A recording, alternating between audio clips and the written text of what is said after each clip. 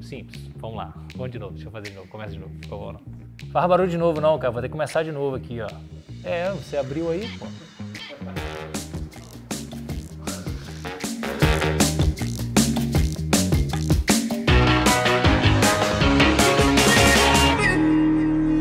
Fala pessoal, estamos aqui no Papo Reto, respostas francas, objetivas a perguntas e questões bem interessantes. Hoje é, pequei, e agora? O que fazer? Eu quero dar 3 dicas para você que está nessa situação. Primeira coisa, reconheça o seu pecado. E eu cito para você Salmo 51, dá uma olhada lá, é um salmo que Davi escreveu depois de ser confrontado pelo seu pecado em relação a Batseba, ou seja, ele tinha adulterado e ainda tinha mandado matar o marido da mulher. Está escrito o seguinte, que ele pecou e ele pecou contra o Senhor. Verso 3 vai dizer assim, pois eu conheço as minhas transgressões e o meu pecado está sempre diante de mim. Pequei contra ti somente, e fiz o que é mal perante os teus olhos, de maneira que serás tido por justo no teu falar e puro no teu julgar. E ele ainda vai dizer, nasci em iniquidade, ou seja, ele vai falar que desde pequeno ele já lida com a questão do pecado, porque o pecado tem a ver com o que recebemos de Adão sobre a nossa existência. Bom, reconheça o seu pecado, não transfira a culpa para outro, não dê uma resposta simples, não diga, isso não é nada. Reconheça, pecou, reconheça o seu pecado. Segundo, confesse o seu pecado. Se você confessar o seu pecado, você tem uma promessa de perdão da parte de Deus. Então a gente vê isso em 1 João 1, verso 9. Se confessarmos os nossos pecados, Ele é fiel e justo para nos perdoar os pecados e nos purificar de toda injustiça. É em João que também está escrito que nós temos um advogado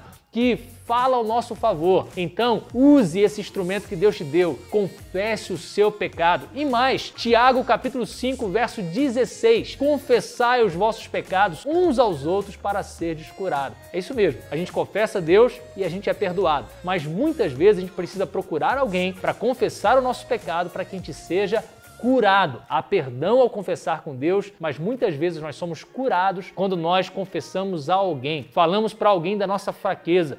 E essa pessoa nos ajuda em oração, e essa pessoa nos ajuda exortando, e isso é uma bênção. Terceiro, peça o enchimento do Espírito Santo. Efésios 5, verso 18. Não vos embriagueis com vinho no qual há dissolução, mas enchei-vos do Espírito. Se você se encher do Espírito Santo, você não vai dar lugar à carne. Então peça a Deus para que te encha do Espírito Santo. Então você reconhece seu pecado, você confessa o seu pecado, você deixa o seu pecado e se enchendo do Espírito Santo para viver a vontade de Deus. E eu quero deixar mais um versículo que está lá no Salmo 51, belíssimo de Davi, sobre esse assunto. Verso 10, cria em mim, ó Deus, um coração puro e renova dentro de mim um espírito inabalável. E ele vai dizer mais, restitui-me a alegria da tua salvação e sustenta-me com espírito voluntário. E ele vai dizer, e assim eu vou até pregar a tua palavra para outros. Então você sai do pecado